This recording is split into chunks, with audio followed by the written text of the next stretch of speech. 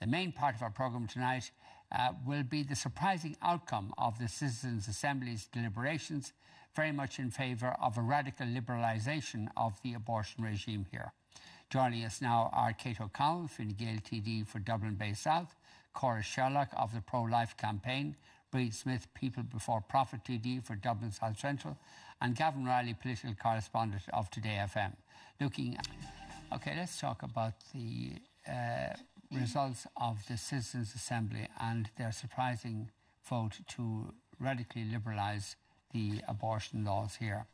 And let's be clear about what the constitutional position on abortion here is, and it's Article 43(3) of the Constitution. And it says, the state acknowledges the right to life of the unborn and, with due regard to the equal right to life of the mother, guarantees in its laws to respect and, as far as practicable, by its laws to defend and vindicate that right. And that was passed by a constitutional referendum in, I think, 1983. And that has proved to be very contentious over the last several years, and there are now proposals to change that. And the Citizens' Assembly was asked their views on this, and they were asked, do you think Article 43(3) should be retained in full or not retained in full? And just 12% said it should be retained, and 87% said it should not be retained in full. They were also asked, do you think Article 43(3) should be repealed or replaced or amended? And 44% said it should not be repealed, and 56% said it should not be retained in full. And they were also asked, should Article 43(3) be replaced with the provision that explicitly authorises the Oireachtas to legislate on the issue of abortion? And 57% said yes, and 38% said no. In other words, giving the Oireachtas the right to decide what should apply in regard to abortion here, not the Constitution. Isn't that a good idea, Cora? Let the Oireachtas decide. No, it's not a good idea, because what we're talking about here is the right to life of unborn children, and that should be in the Constitution. It's a fundamental human right, and the ideal place for that is the Constitution, because the Constitution protects human rights in Ireland. What my concerns are about the Citizens' Assembly and the way it was run, Vincent, is that it was chaotic, muddled and managed, and the members were treated in that way.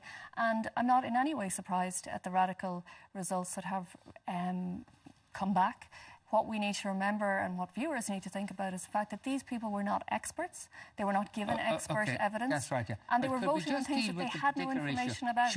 What would be so bad about giving our Parliament the right to decide what regime should apply with regard to abortion, given that there's a lot of disparate views about this issue among the population as a whole? Why not let the Dáil decide?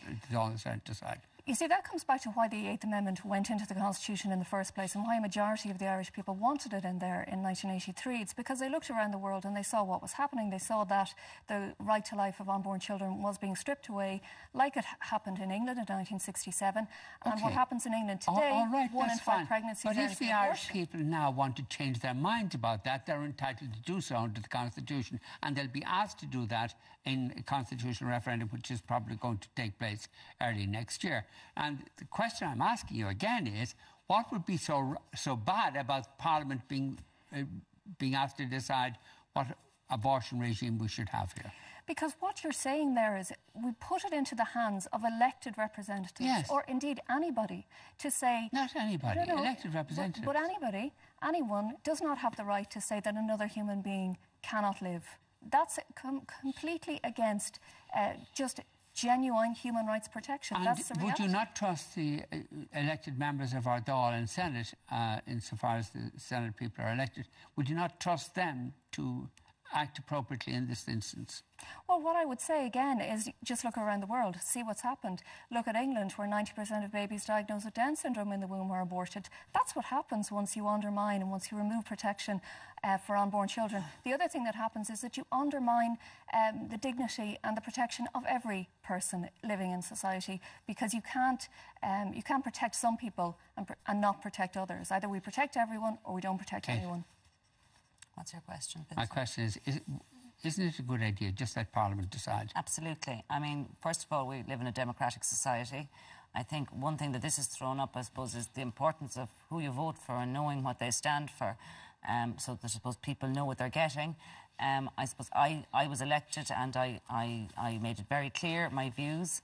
I do wonder sometimes who has elected Cora to anything. I don't know who you represent. What does that matter? But in the What's sense that got to do with it? No, but we're in the arguing sense... appointed. It doesn't matter whether she's elected by anybody or whether anybody would vote for her if she did go for election. But I'm an elected member of Dáil Éireann, and we voted to establish the Citizens' Assembly, and now the work is coming back to the committee. I am, I suppose, surprised at how prescriptive... We're dealing with the question of should the Constitution be changed to allow our Parliament to decide on what abortion regulations should apply here. Yes. And why do you think that's so? Why shouldn't there be, for something as crucial as the protection of life, why shouldn't that remain in the Constitution? Well, first of all, I mean, it's clear from the recommendations of the Citizens' Assembly and from pretty much all polling data that there is a massive appetite out there to change abortion laws in Ireland. I don't think anyone could argue that amongst the people of Ireland. I suppose Cora mentioned there about the liberal abortion regime in the UK, and it's very easy to compare with the UK, but if you look at maybe the Dutch situation, where they rolled out a significant sex education programme in secondary schools, they've a huge contraceptive programme for teenagers, and they have extremely liberal regime for abortion, but they have the lowest rate of abortion in Europe. And one also has to remember that having no abortion in Ireland doesn't stop abortion. We just export the problem. And I think it's time for Ireland to wise up, for the members of Dáil Éireann to wise up and to start treating women correctly in this country. You're in favour of a change that would simply allow the Oireachtas to decide on all issues to do with abortion. You wouldn't... We have a clear... You wouldn't, for instance, be in favour of replacing the present Article 43.3 with a provision whereby abortion would be permissible in certain circumstances but not otherwise. I think what we have from the Citizens' Assembly is we have seen a process, and you spoke there of some of the questions. There was sort of like a cascade effect with the questions. So it was like, OK, do you see this or this? What do you want? Where do you want to go from here? So it was a very, very... If anyone that looked in on the Assembly or read the transcripts, it was a very robust system to get to this point of recommendations. It would be really helpful if you just answered the question. The question I said was, so you're in favour of the Dáil and the Senate being empowered to take all the decisions with regard to abortion, rather than have... Yeah, I think we need to frame the rather than having a change to Article 43.3 that, for instance, permitted abortion in certain limited circumstances. My personal view would be, leaving all of what's come out in the last few days, my personal view is that women's health should have no place whatsoever in the Constitution. However, it looks like we may be in a position now with the recommendations that we have to amend what's already there. OK. Brid. Well, I think you make a good point about should we have an insertion to replace the 8th Amendment that the Dáil should legislate for it, because we already have an article called 15.2 in the Constitution which states that the Dáil should legislate for, you know, to govern the country. And that should be sufficient for the Dáil to legislate on this issue. Our position... But is that fair? Because, for instance, people voting in an election vote for candidates and for parties on a whole wide variety of things. Sure. And they vote for them because, for instance, there'd be a tax cut, or there'd be a promise of public expenditure in a particular way, or there'd be an issue to do with local affairs or whatever, and maybe to do with abortion as well. But it would be only one of a whole assortment of issues that they'd be voting Absolutely, on. And all of the issues you mentioned are issues that we legislate for, or are meant to legislate for. So abortion should be one of those issues. Women's health should be one of those issues. Okay. And the 8th Amendment should be taken out of the Constitution. But and we'll still be fighting for that on the Dáil Committee. We'll still want that But the argument that this is democratic doesn't seem to me to hold up, particularly on an issue that so many people regard as crucial, namely the issue of abortion. But there are lots of issues that are regarded as crucial. There is nothing in the Constitution that legislates for men's health, for example. There's nothing in the Constitution that says that men are subject to some kind of an article if they want to have a vasectomy to stop procreating, but there is to control women's lives. No. And that's why the Eighth Amendment should be... There's nothing to stop women's That's why the Eighth Amendment should be removed. And look, I mean, I know that you're making all these points about what's fair, and Cora makes a point about what's contentious and all the rest of it. But Savita Halaparna died because of the Eighth Amendment. She died because of the Eighth Amendment. There have been women in this country put through absolute disgraceful, degrading and inhumane treatment. There was the case of PP put on life support machines. It is true that had abortion been available here, she almost certainly wouldn't have died. But that was not the only reason she died. She also died because of inappropriate treatment subsequent to her request for an abortion. But had she been given the abortion, she probably wouldn't have needed the wouldn't have got the inappropriate treatment. Not only would she be alive, she'd probably have children today. That's the mad thing about it, that she'd be alive and having a family. Vincent, those who say we're protecting the unborn are actually it's very worrying. Those who say that they're protecting let me finish my statement, Cora. Those who say that they're protecting the unborn are actually flying in the face, in this particular case, of allowing women to go ahead and have children in the circumstances of their choosing, where their health is protected. Okay. You know, I think it's really worrying that Brid still is talking about the tragic case of Savita Halaparna, despite the fact that 3 independent reports have found that the lack of abortion in this country did not cause her death. You know, it's manifest. It's true that had she got an abortion when she asked for it, she would be alive. Well, you know, that's manifest. All we can do is look at what the 3 independent reports say. Isn't it obvious, though? Isn't it obvious that she wouldn't have had the subsequent complications had she received, had the fetus been aborted at the time that she had? Well, no. The problem was sepsis, which wasn't picked up and wasn't treated. That was the problem. It wasn't abortion. It wasn't a lack of abortion in this country. And that's Are you saying she would have died? That even if she hadn't had an abortion, she would have died anyway? What I'm saying is that I'm going on the word of 3 independent reports prepared by experts who looked into all of the medical evidence. In fairness to Brid, I don't think that she was there and did that kind of work. But I want to say this. I don't think that you prepared those reports, Brid. Well, neither did you, Cora. No, I didn't. But unless you're creating your alternative facts here now. No. I'm going with the true facts, which are the independent reports. But let's get back to the Citizens' Assembly and the results, Vincent. Kate has talked there about making decisions and giving legislators the right to make decisions. I just want to talk about what happened yesterday, and I would encourage viewers to watch the footage.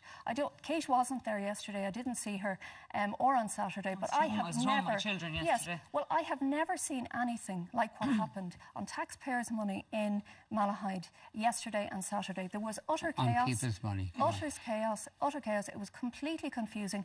Let's take one example. Just one example. The citizens were asked to vote on things. They were given information minutes before the vote. One asked a question about time limits. They were told that the time... Let me just make this point, because it's really important. You're talking about... let's get away from the Assembly. Hold on, this is very important about what's going to happen next, OK? They asked a question about time limits, and they were then told that the time limit of 22 weeks was chosen because after that an injection of potassium chloride would have to be put into a baby's heart. They then voted a couple of minutes later without reflecting on that. What I want to ask Kate, I have a question for Kate. It's impossible to have a discussion with you, Cora, because... No, please. There are 2 people here who support repeal, and I'm the person here. Please don't talk about the Citizens' Assembly. I want to ask Kate whatever happened there is irrelevant to the issues we're discussing. Go on. I want to ask Kate a question.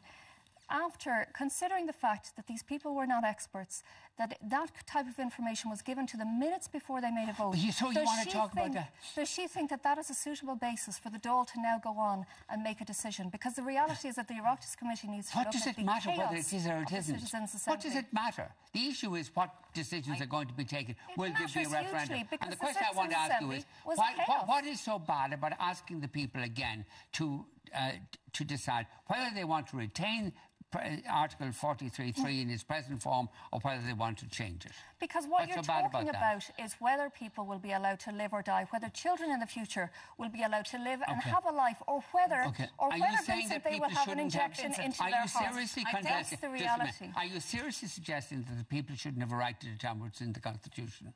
No, but what I'm saying is that we need to be realistic about what has happened, realistic about the fact that where we're at is a procedure, talking about a procedure that would allow babies to be poisoned in that way. But are you disputing the right of the Irish people to have whatever they want in the Constitution? Well, there's nothing democratic about that. She's not going to answer that question, Vincent. Sorry, she's not going to answer it, and she's dominating the conversation. I've answered that question several times for you. The answer is I don't agree with the referendum for two reasons. Firstly, because we don't have a referendum to do something dramatically, radically wrong to our Constitution, which is to remove a human right. And secondly, because both Kate and Brid and everybody else who supports repeal does not want to talk about the reality of what an abortion entails. I think very distressing and upsetting. I think it's Cora that needs to get realistic here. The fact of the matter is there's a massive appetite there for change in abortion laws in Ireland. Some people favour free, safe, legal, no restrictions, full bodily autonomy, and some people then are on the far end, no abortion in any situation. What we're trying to get to here is the middle ground, where I believe the vast majority of people of Ireland sit, where there's a sense of there's a right to life, but there's obviously situations occur, and you have, I suppose, many people miscarry before 12 weeks. Then obviously a lot of the structural defects can't be diagnosed until 20-21 weeks. So it's far more complicated than black or white on this. And what I suppose we have to do is, as the Oireachtas, we have to work with the recommendations of the Citizens' Assembly and ultimately put a referendum to the people of Ireland to let them choose and to exercise their democratic right in this regard. Can I just get Gavin in? No, he's a man, he can't talk. No, he's not he's a man, he's not allowed to talk. Can I make a very quick observation about a point that Brid made, that the Oireachtas under Article 15.2 explicitly gives, or the Constitution gives the Oireachtas the power to legislate. The Oireachtas only has the power to legislate in line with what the Constitution already provides. That is why, right now, because of the 8th Amendment, it cannot legislate to have abortion in other circumstances. But my point is you don't need to insert that in again. Can I get to the point, though, which is that the Citizens' Assembly was told that even if you simply strike out the 8th Amendment, you just remove Article 40.3.3, draw a line through it and pretend it's not there, it is still not clear whether, in fact, the Oireachtas would be empowered to legislate for abortion under any circumstances, because, as a very eminent senior counsel, Brian Murray, told the Assembly, long before the 8th Amendment was introduced, both the High Court and Supreme Court had, in passing, in reaching other conclusions, said the Constitution could be invoked basically in a pro-life way, that you could argue that the unborn already enjoyed the right to life under certain constitutional clauses, and therefore the Oireachtas would not have been able to legislate for a pro-choice regime anyway. That's right. So we could find that out easy enough. We could, but that if you give the Oireachtas the power to legislate on this issue, then there presumably would be a constitutional challenge, and then the Supreme Court would tell us whether that's true or not. The point I'm simply trying to make, Vincent, is that it creates more certainty as to the extent of the powers that the Oireachtas would have if you introduce a substitute clause rather than simply drawing a line through Article 40.3.3 as it currently is, according to the evidence that the Assembly was given. So, Vincent, the word on the street today is that the main parties in the Dáil, both Fine Gael, Kate's party and Fianna Fáil, are going to do their best to water down what the Citizens' Assembly have recommended, so that it's not recognisable as the recommendations have come out. But Brita, I won't be involved in any water. Well, then you better leave Fine Gael, because your party will be doing their best to water it down. They are shocked at what the Citizens' Assembly... They have fought all along for this, and we were saying, you don't need a Citizens' Assembly, you have one. It's called Dáil Éireann. We were all elected on the basis of where we stand on these issues. They insisted on going for the Citizens' Assembly. Selecting the 99 individuals of what they thought Middle Ireland. This was only postponed. So they're shocked at what the Irish people are saying back to them. They're absolutely taken back, and they don't want this. So the establishment are going to try and water it down. We've got to go in there and I hope Kate will be with me on fighting for the rights of women to choose. You know, Brid is actually right. I don't agree with her much, but I do think she's absolutely right on that. The politicians who want to see the removal of the Eighth Amendment thought they set up the Citizens' Assembly as a way to... No, not the politicians. Hold on a second. Please. That's what I said. Let her speak, yeah. But I think that the Citizens' Assembly was set up with the hope of getting moderate results, which it would be easy to sell to the public. Now they've come back with the reality of what the repeal campaign actually wants, which is abortion on demand. What the people of Ireland want. But I can assure you, Brid, that if things go ahead without discussing the reality and without really getting to the root of why the Citizens' Assembly was allowed to operate in such a chaotic manner, then you'll get what you want anyway. I think it's a valid point, though, that if things had worked out different from the Citizens' Assembly report, you'd be sitting here tonight with a completely different endorsing argument. Well, I wouldn't, because there's still only 99 people and some of them didn't show up on Sunday. When any member of any advocacy group comes on a show and starts making commentary that sort of says that the democratic process and the vote and a referendum, that for some reason that should be over. That's a very concerning thing in a democratic society. Can I say... Okay, Shane, tell us about what the tweets are saying.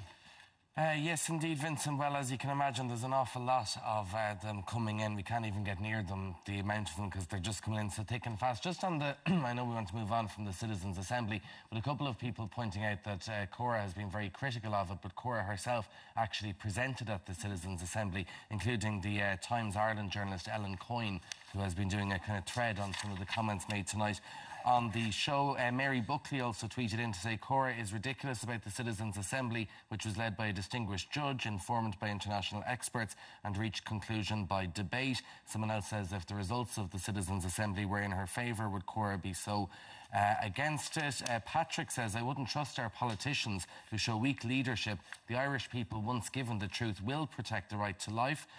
Someone else, Scotus J, says, would Vincent or any of the panel like a referendum on their own life? We live in a democratic society after all. Mairead Fallon tweeted to say Cora is right. No one, TD or not, should have a right to decide if another human being lives or dies. Kev says what you've seen from the Citizens' Assembly is that the Constitution is no place for healthcare provision. And Declan Ganley has been watching the show, and Declan Ganley has tweeted to say Fine Gael TD on Vin B complains about Cora Sherlock not being elected, and in the next breath welcomes unelected Citizens' Assembly result.